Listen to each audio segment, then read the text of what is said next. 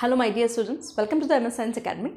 Myself Meenu Srivastav, and today we are going to start the Unit 2 topic, that is the sterilization, and the complete name, that is the study of principle, procedure, merits, demerits and application of physical, chemical, gaseous, radiation and mechanical method of sterilization. I am preparing this syllabus according to the B Pharma syllabus, but as we know that the sterilization topic in the MSc Microbiology and that all that nursing and all the other paramedical courses, it's an important topic for the microbiology sections mainly. So you can prefer my notes or my lectures in that as well as all the paramedical students. Okay, so here first we are going to start then why we are going to control the microorganism. So the main objective behind to control the microorganism is that to prevent the infection. Because we want to prevent the infection, so we have to control the microorganism, because we know that the pathogenic microorganisms spread the infection. Okay, and to prevent the spoilage of food, if we will see in respect to the food that the microorganism spoil our food. Okay, we have seen the food poisoning and the different things which are related with the spoiled food. Okay, so if we want to protect our food from the spoilage, so we have to control the microorganism. And here, to prevent the contamination and the materials which present in the laboratories. Okay, and the infections, to prevent the infections in the hospital as well as. Okay, so behind the objectives to control the microorganism, these are the main objective why we want to control the microorganism. Here the microbial control, if we want to do, there are three main aspects. We can control microorganism by killing. We can kill microorganism. We can remove the microorganism from particular surface which we want to sterilize or which we want to decontaminate it. Okay, and we can inhibit the microbial growth. We can, if we control or inhibit the microbial growth, we can control or we can sterilize that particular place or particular material. Here the sterilization, the difference is that the definition is that it is the process of destroying the vegetative and spore state of all microorganisms. Here the vegetative form is the less resistive, or we can say we can easily destroy the vegetative form. But the spore form is the quite resistive form. So for all the microorganism, either it's a bacteria, it's a fungi, or any other microorganism, it's hard to destroy the spore form mainly. So the main objective of the sterilization is to control the vegetative as well as the spore form also. Okay, so this is the main target for the spore form, for the sterilization. Okay, so here the sterilization can divide into the physical, mechanical, chemical, radiation and the gaseous part. Okay, physical sterilization. In the physical sterilization, we divide the physical sterilization in the mainly two parts: dry heat sterilization and the moist heat sterilization. In the dry heat and the moist heat, and all the parts we will discuss point wise, but discuss topic wise. But here I want to say that a dry heat means that we only heat that particular material, so that the we can kill the microbes. Okay, here in the dry heat sterilization, the main thing or the main aspect is the red hot. Okay, we heat them any material, we heat them any material up to the red hot it will become. Okay, and flaming we can introduce with the flaming part. Incineration, if we produce the high temperature, then incineration will take place.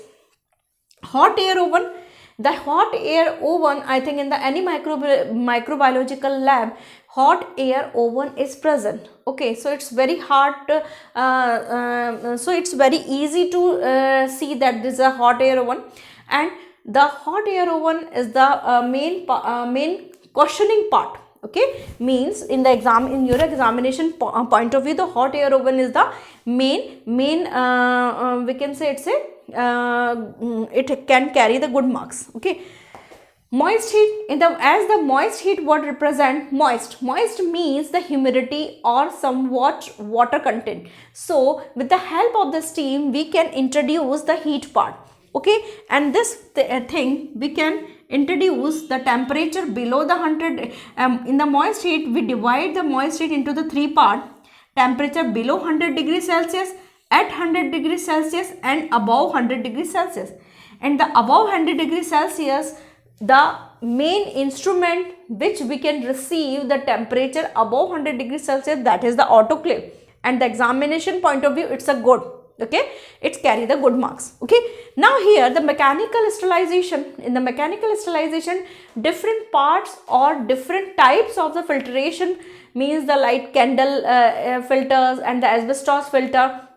There are so many filters we can use, or we can control the microbial part, we can study.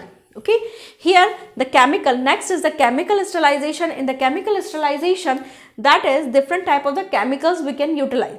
Just like the ethylene oxide, in the examination point of view, there are so many types, so many times the short note of the ethylene oxide they are repeating, they are asking. Okay, so examination point of view, it's a good. Is more important. Ethylene oxide, alcohol, and the phenolic compounds are the chemical sterilizing agent. But the radiation, if we see that the radiation part has the ionizing radiation, ultraviolet, and the microwave. In the ionizing radiation, X-ray and the gamma rays are involved.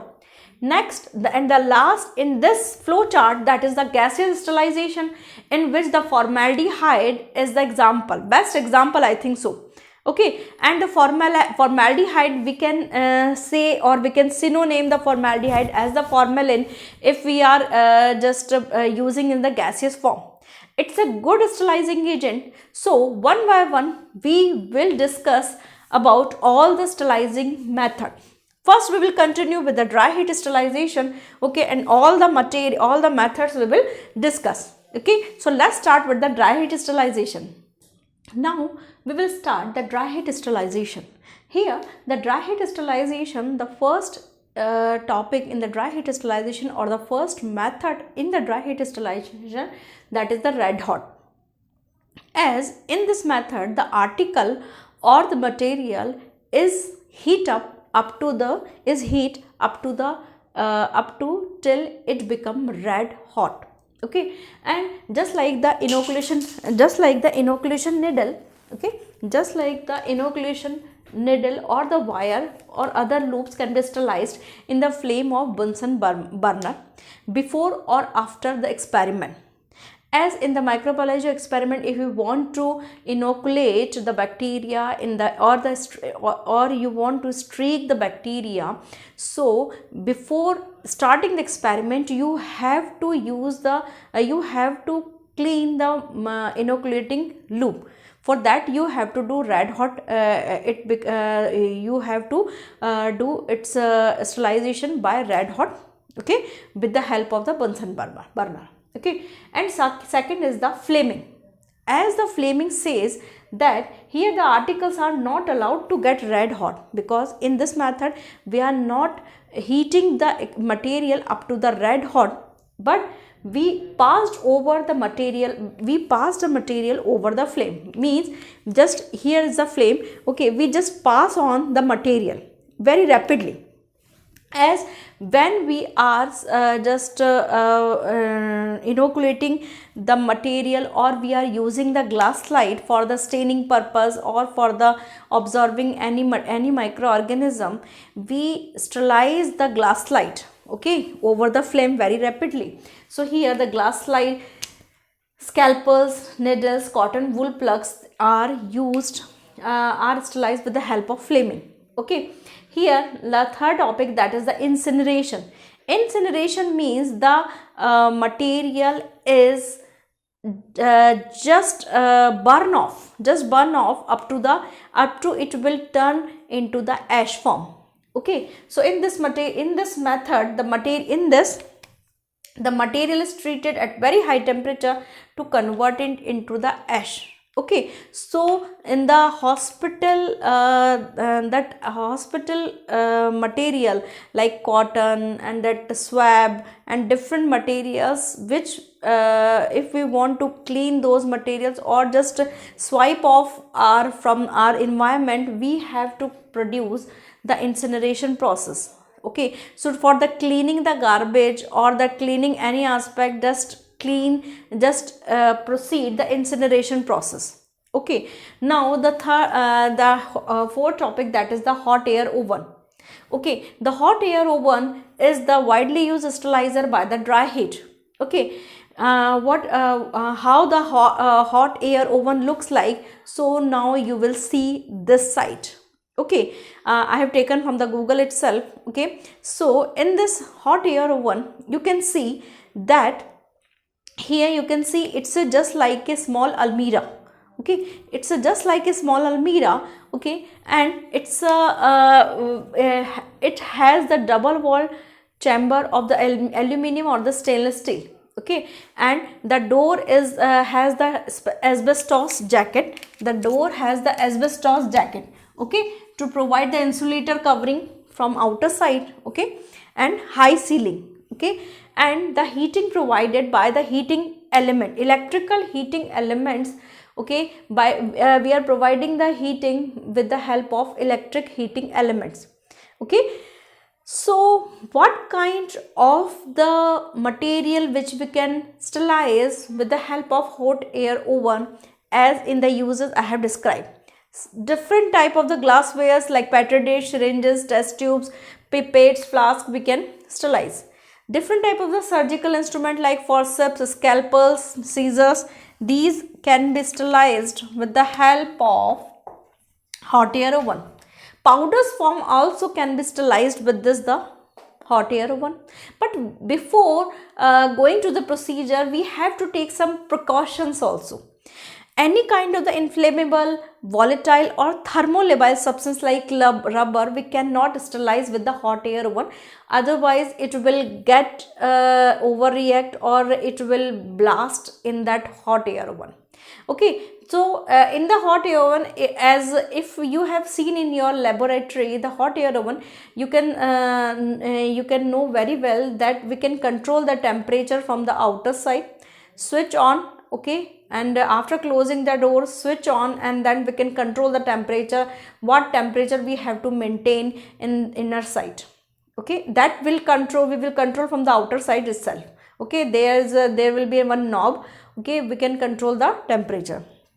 Articles must be absolutely dry, means the articles which we are going to put into the slab, there are some sections present in that almirah or that hot air oven, so that must be dry, because maybe that water can catch the fire or anything will happen. Okay, they must not be overloaded. The oven must not be overloaded, because and we have to keep all the articles at a particular distance. Okay, and after the sterilization, the oven must be allowed to cool before opening the door.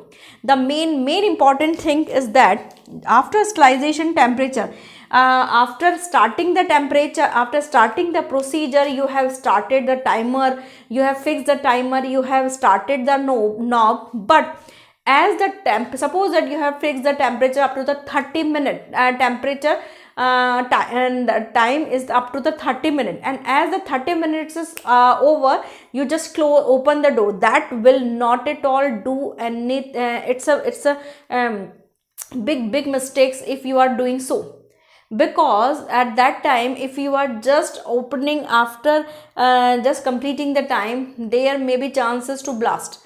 Okay, and there may be chances to crack the doors, or because the temperature is very much high on the inner side. Okay, so for that you have to cool the complete oven. Just switch off and that let it be cooled down, and afterwards just 1 hour 2 hours just pass off, and then you will open the door and you will take out your material.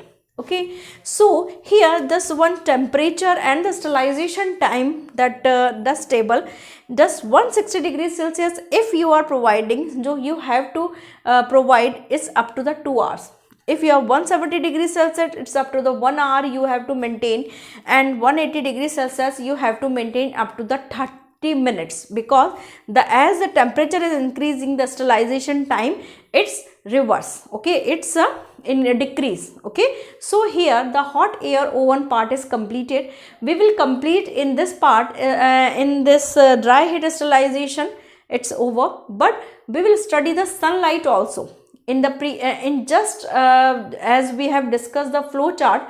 We haven't write that sunlight, but sunlight is an important slicing agent because of the ultraviolet rays. Okay, so we will complete the sunlight, we will cover the sunlight portion also. Okay, so after that sterilization, in that second part we will see the moist sterilization.